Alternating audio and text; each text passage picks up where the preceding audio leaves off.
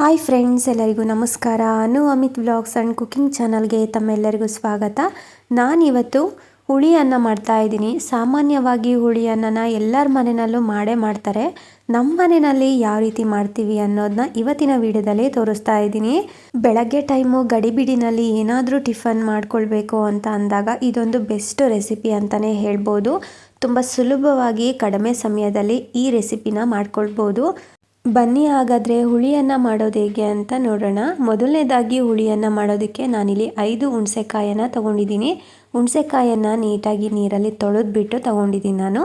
ಹಾಗೆ ಗ್ಯಾಸ್ ಮೇಲೆ ಒಂದು ಪಾತ್ರೆಗೆ ನೀರು ಹಾಕ್ಬಿಟ್ಟು ಇಟ್ಕೊಂಡಿದ್ದೆ. ಸೊ ಆ ನೀರಿಗೆ ನಾನು ಹುಣಸೆಕಾಯನ್ನು ಹಾಕಿಬಿಟ್ಟು ಒಂದು 5 ನಿಮಿಷ ಹುಣಸೆಕಾಯನ್ನು ಬೇಯಿಸ್ಕೊಳ್ತಾ ಇದ್ದೀನಿ. ಈ ರೀತಿ ಬೇಯಿಸ್ಕೊಳ್ಳೋದ್ರಿಂದ ಹುಳಿ ಚೆನ್ನಾಗಿ ಬರುತ್ತೆ ಹುಣಸೆಕಾಯಲ್ಲಿರೋದು. ಸೊ ತುಂಬ ಈಸಿಯಾಗಿ ನಾವು ಹುಣಸೆಕಾಯಲ್ಲಿರೋ ರಸನ ತಕ್ಕೊಳ್ಬೋದು. ಸೊ ನೋಡಿ, ನಾನಿಲ್ಲಿ 5 ನಿಮಿಷ ಹುಣಸೆಕಾಯನ್ನು ಬೇಯಿಸ್ಕೊಂಡಿದ್ದೀನಿ. ತುಂಬ ಚೆನ್ನಾಗಿ ಬೆಂದಿದೆ ಹುಣಸೆಕಾಯೆಲ್ಲ. ಸೊ ಈಗ ಗ್ಯಾಸ್ ಫ್ಲೇಮ್ನ ಆಫ್ ಮಾಡಿಬಿಟ್ಟು ಬೇಯಿಸ್ಕೊಂಡಿರೋ ಹುಣಸೆಕಾಯಿನ ಒಂದು ಪ್ಲೇಟ್ಗೆ ಸಪ್ರೇಟಾಗಿ ಎತ್ತಿಟ್ಕೊಳ್ತಾ ಇದ್ದೀನಿ. ಸೊ ಪ್ಲೇಟ್ಗೆ ಹುಣಸೆಕಾಯಿನೆಲ್ಲ ಹಾಕ್ಕೊಂಡ್ಬಿಟ್ಟು ಹುಣಸೆಕಾಯಿ ತಣ್ಣಗಾಗೋದಕ್ಕೆ ಬಿಡಬೇಕು. ಸೊ ತಣ್ಣಗಾದ್ಮೇಲೆ ನಾವು ರಸನ ತಕ್ಕೊಳ್ಬೋದು. ಸೊ ನೋಡಿ, ಈಗ ಬಿಸಿ ಜಾಸ್ತಿ ಇದೆ, ತಣ್ಣಗಾಗೋದಕ್ಕೆ ಬಿಡ್ತಾ ಇದ್ದೀನಿ. ಸೊ ಹುಣಸೆಕಾಯಿ ಎಲ್ಲ ತಣ್ಣಗಾದ ನಂತರ ನಾನು ಹುಣಸೆಕಾಯಿ ಮೇಲಿರೋ ಸಿಪ್ಪೆನೆಲ್ಲ ತಕ್ಕೊಳ್ತಾ ಇದ್ದೀನಿ. ಸೊ ಬೇಯಿಸ್ಕೊಂಡ್ರೇ ಈ ರೀತಿ ಸಿಪ್ಪೆ ಎಲ್ಲ ನೀಟಾಗಿ ಬಿಟ್ಕೊಳ್ಳುತ್ತೆ. ಹಾಗೆ ರಸ ಕೂಡ ತುಂಬ ಚೆನ್ನಾಗಿ ಬರುತ್ತೆ.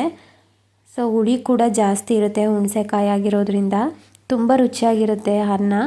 ಸೊ ನೋಡಿ, ನಾನು ಈ ರೀತಿ ಹುಣಸೆಕಾಯಿಯಿಂದ ಅದರ ರಸನ ತಕ್ಕೊಳ್ತಾ ಇದ್ದೀನಿ. ನೋಡಿ, ನಾನು ಹುಣಸೆಕಾಯಿಯಲ್ಲಿರುವಂತಹ ನಾರು ಮತ್ತು ಸಿಪ್ಪೆನೆಲ್ಲ ತೆಗೆದುಬಿಟ್ಟು ಒಂದು ಪಾತ್ರೆಗೆ ಹಾಕ್ಕೊಂಡಿದ್ದೆ ಅಲ್ವಾ. ಸೊ ಅದಕ್ಕೇ ಸ್ವಲ್ಪ ನೀರನ್ನ ಹಾಕ್ಕೊಂಡ್ಬಿಟ್ಟು ಹುಣಸೆಕಾಯಿನೆಲ್ಲ ರಸ ಬರೋವರೆಗೂ ಕೈಯಿಂದ ನೀಟಾಗಿ ಕಿವುಚ್ಕೊಳ್ತಾ ಇದ್ದೀನಿ ಈ ರೀತಿ. ಸೊ ನೋಡಿ, ಎಷ್ಟೊಂದು ರಸ ಬಂದಿದೆ. ಈಗ ಬೀಜಗಳನ್ನೆಲ್ಲ ಎತ್ತಿಟ್ಕೊಳ್ತಾ ಇದ್ದೀನಿ. ಸೊ ಬೀಜ ಎಲ್ಲ ತಕ್ಕೊಂಡ್ರೆ ಹುಣಸೆ ರಸ ರೆಡಿ ಆಗುತ್ತೆ. ಸೊ ನೋಡಿ, ಇಷ್ಟು ರಸ ಬಂದಿದೆ ಬರೀ 5 ಹುಣಸೆಕಾಯಿಗೆ. ಈಗ ಹುಣಸೆ ರಸನ ಸೈಡಿಗೆ ಎತ್ತಿಟ್ಕೊಂಡು ಗ್ಯಾಸ್ ಮೇಲೆ ಒಂದು ಕಡಾಯಿ ಇಟ್ಕೊಂಡಿದ್ದೀನಿ. ಕಡಾಯಿಗೆ ಒಂದು 3ರಿಂದ 4 ಟೇಬಲ್ ಸ್ಪೂನಷ್ಟು ಎಣ್ಣೆ ಹಾಕ್ಕೊಳ್ತಾ ಇದ್ದೀನಿ. ಎಣ್ಣೆ ಕಾದ ನಂತರ ಸ್ವಲ್ಪ ಶೇಂಗಾ ಬೀಜ ಹಾಕ್ಕೊಳ್ತಾ ಇದ್ದೀನಿ. ಶೇಂಗಾ ಬೀಜನ ಇಷ್ಟೇ ಹಾಕಬೇಕು ಅಂತ ಏನಿಲ್ಲ, ನಿಮಗೆ ಎಷ್ಟು ಬೇಕೋ ಅಷ್ಟು ನೋಡಿಕೊಂಡು ಹಾಕ್ಕೊಳ್ಳಿ. ಸೊ ನಾನು ಸ್ವಲ್ಪ ಹಾಕ್ಕೊಂಡ್ಬಿಟ್ಟು ಗೋಲ್ಡನ್ ಕಲರ್ ಬರೋವರೆಗೂ ಫ್ರೈ ಮಾಡ್ಕೊಳ್ತಾ ಇದ್ದೀನಿ. ನೋಡಿ, ಶೇಂಗಾ ಬೀಜ ಗೋಲ್ಡನ್ ಕಲರ್ ಬಂದಮೇಲೆ ನಾನು ಎತ್ತಿಟ್ಕೊಳ್ತಾ ಇದ್ದೀನಿ ಒಂದು ಸಪ್ರೇಟ್ ಬೌಲ್ಗೆ. ಸೊ ಈ ರೀತಿ ನಾವು ಮೀಡಿಯಮ್ ಫ್ಲೇಮಲ್ಲಿ ಇಟ್ಕೊಂಡು ಶೇಂಗಾ ಬೀಜನ ಫ್ರೈ ಮಾಡೋದ್ರಿಂದ ತುಂಬ ಕ್ರಿಸ್ಪಿಯಾಗಿರುತ್ತೆ. ರೈಸ್ ಜೊತೆ ತಿನ್ನೋದಕ್ಕೆ ತುಂಬಾ ಚೆನ್ನಾಗಿರುತ್ತೆ. ಸೊ ನಾನು ಎಲ್ಲ ಶೇಂಗಾ ಬೀಜನೂ ಎತ್ತಿಟ್ಕೊಂಡಿದ್ದೀನಿ. ಈಗ ಮತ್ತೆ ಅದೇ ಎಣ್ಣೆಗೆ ಸ್ವಲ್ಪ ಕಡಲೆಬೇಳೆ, ಸ್ವಲ್ಪ ಉದ್ದಿನಬೇಳೆ ಹಾಕ್ಕೊಂಡ್ಬಿಟ್ಟು ಮೀಡಿಯಮ್ ಫ್ಲೇಮಲ್ಲಿ ಇಟ್ಕೊಂಡು ಗೋಲ್ಡನ್ ಕಲರ್ ಬರೋವರೆಗೂ ಫ್ರೈ ಮಾಡ್ಕೊಳ್ತಾ ಇದ್ದೀನಿ. ಸೊ ಉದ್ದಿನಬೇಳೆ ಕಡಲೆಬೇಳೆನೂ ಕೂಡ ಗೋಲ್ಡನ್ ಕಲರ್ ಬಂದಮೇಲೆ ಸಪ್ರೇಟಾಗಿ ಶೇಂಗಾ ಬೀಜ ಜೊತೆ ಎತ್ತಿಟ್ಕೊಳ್ತಾ ಇದ್ದೀನಿ. ನೋಡಿ, ಈಗ ಕಡಲೆಬೇಳೆ ಹಾಗೆ ಉದ್ದಿನಬೇಳೆ ಹಾಗೆ ಶೇಂಗಾ ಬೀಜನ ಫ್ರೈ ಮಾಡಿಬಿಟ್ಟು ನಾನು ಸಪ್ರೇಟಾಗಿ ಒಂದು ಬೌಲಲ್ಲಿ ಎತ್ತಿಟ್ಕೊಂಡಿದ್ದೀನಿ. ಈಗ ಅದೇ ಎಣ್ಣೆಗೆ ಒಂದು ಅರ್ಧ ಟೇಬಲ್ ಸ್ಪೂನು ಸಾಸಿವೆ ಜೀರಿಗೆ ಹಾಗೆ 1 ಗೆಡ್ಡೆ ಬೆಳ್ಳುಳ್ಳಿನ ಜಜ್ಜಿಬಿಟ್ಟು ಎಣ್ಣೆಗೆ ಹಾಕ್ಕೊಳ್ತಾ ಇದ್ದೀನಿ. ಹಾಗೆ ಸ್ವಲ್ಪ ಹಸಿಮೆಣಸಿನ್ಕಾಯಿನ ಹಾಕ್ಕೊಳ್ತಾ ಇದ್ದೀನಿ. ಸೊ ಖಾರ ನೋಡ್ಕೊಂಡು ಹಾಕ್ಕೊಳ್ಳಿ ನೀವು. ನಮ್ಮ ಕಡೆ ಎಲ್ಲ ಖಾರ ಜಾಸ್ತಿ ತಿಂತೀವಿ, ಹಾಗಾಗಿ ಸ್ವಲ್ಪ ಸ್ಪೈಸಿಯಾಗಿರಲಿ ಅಂತ ಹಸಿಮೆಣಸಿನ್ಕಾಯಿನ ಜಾಸ್ತಿ ಹಾಕ್ಕೊಂಡಿದ್ದೀನಿ.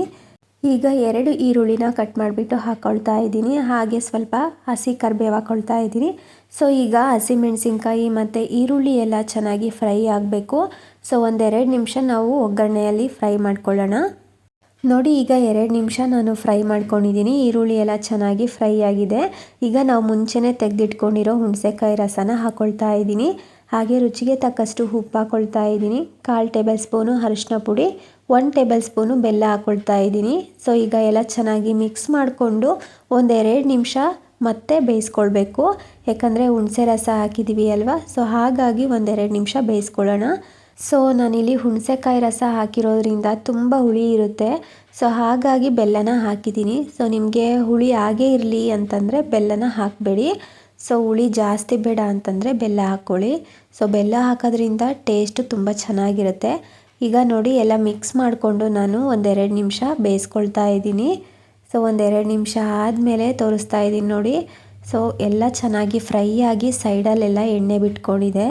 ನೋಡಿ, ಇಷ್ಟೇ ಸಿಂಪಲ್ಲು ಹುಳಿಯನ್ನು ಮಾಡ್ಕೊಳ್ಳೋದಕ್ಕೆ ಗೊಜ್ಜು ರೆಡಿಯಾಗಿದೆ. ಈ ಗೊಜ್ಜನ್ನು 1 ವಾರ ಬೇಕಾದರೂ ಎತ್ತಿಟ್ಕೊಂಡು ಊಟ ಮಾಡ್ಬೋದು. ತುಂಬಾ ರುಚಿಯಾಗಿರುತ್ತೆ, ಹಾಗೆ ಬೇಗ ಕೆಡೋದಿಲ್ಲ.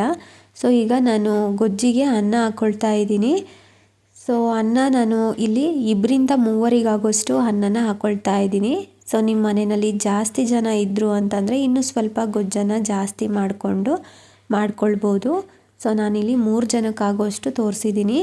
ಸೊ ನಾನಿಲ್ಲಿ ಅನ್ನ ಹಾಕಿ ಮಿಕ್ಸ್ ಮಾಡುವಾಗ ಗ್ಯಾಸ್ ಫ್ಲೇಮ್ನ ಆಫ್ ಮಾಡಿಲ್ಲ, ಸಿಮ್ಮಲ್ಲಿ ಇಟ್ಕೊಂಡು ಅನ್ನನ ಮಿಕ್ಸ್ ಮಾಡಿಕೊಂಡು ಸೊ ಲಾಸ್ಟಲ್ಲಿ ನಾನು ಫ್ರೈ ಮಾಡಿ ಎತ್ತಿಟ್ಕೊಂಡಿರೋ ಕಡಲೆಬೀಜ, ಉದ್ದಿನಬೇಳೆ, ಕಡಲೆಬೇಳೆನ ಹಾಕ್ಕೊಂಡು ಹಾಗೆ ಕೊತ್ತಂಬರಿ ಸೊಪ್ಪನ್ನ ಹಾಕ್ಕೊಂಡ್ಬಿಟ್ಟು ಮಿಕ್ಸ್ ಮಾಡ್ಕೊಳ್ತಾ ಇದ್ದೀನಿ. ಸೊ ಈಗ ಲಾಸ್ಟಲ್ಲಿ ಮಿಕ್ಸ್ ಮಾಡುವಾಗ ಗ್ಯಾಸ್ ಫ್ಲೇಮ್ನ ಆಫ್ ಮಾಡಿಕೊಂಡು ಮಿಕ್ಸ್ ಮಾಡಿಕೊಂಡ್ರೆ ಹುಳಿ ಅನ್ನ ಸೂಪರಾಗಿ ರೆಡಿಯಾಗುತ್ತೆ. ಇಷ್ಟೇ ನೋಡಿ, ತುಂಬ ಕಡಿಮೆ ಸಮಯದಲ್ಲಿ ತುಂಬ ಸುಲಭವಾಗಿ ಈ ಹುಳಿ ಅನ್ನನ ಮಾಡ್ಕೊಳ್ಬೋದು. ತುಂಬಾ ರುಚಿಯಾಗಿರುತ್ತೆ. ಸೊ ನಿಮ್ಮೆಲ್ಲರಿಗೂ ಇವತ್ತು ತೋರಿಸಿರುವಂತಹ ಹುಳಿ ಅನ್ನದ ರೆಸಿಪಿ ಇಷ್ಟ ಆಗಿದೆ ಅಂತ ಅಂದ್ಕೊಂಡಿದ್ದೀನಿ. ಸೊ ನಿಮಗೆ ಇಷ್ಟ ಆಗಿದ್ದರೆ ಖಂಡಿತವಾಗ್ಲೂ ಒಂದು ಸಲ ಇದೇ ವಿಧಾನದಲ್ಲಿ ಹುಳಿ ಅನ್ನನ ಟ್ರೈ ಮಾಡಿ ನೋಡಿ.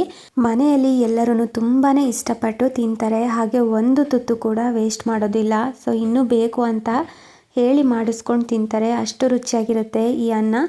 ಸೊ ಖಂಡಿತವಾಗ್ಲೂ ನಿಮಗೆ ಈ ರೆಸಿಪಿ ಇಷ್ಟ ಆಗಿದೆ ಅಂತ ಅಂದ್ಕೊಂಡಿದ್ದೀನಿ. ಇಷ್ಟ ಆಗಿದ್ದರೆ ಪ್ಲೀಸ್ ನನ್ನ ಚಾನಲ್ನ ಸಬ್ಸ್ಕ್ರೈಬ್ ಮಾಡ್ಕೊಳ್ಳಿ, ಹಾಗೆ ಲೈಕ್ ಮಾಡಿ, ನಿಮ್ಮ ಫ್ರೆಂಡ್ಸ್ಗೆ ಫ್ಯಾಮ್ಲೀಸ್ಗೆಲ್ಲ ಈ ವಿಡಿಯೋನ ಶೇರ್ ಮಾಡಿ. Thank you for watching.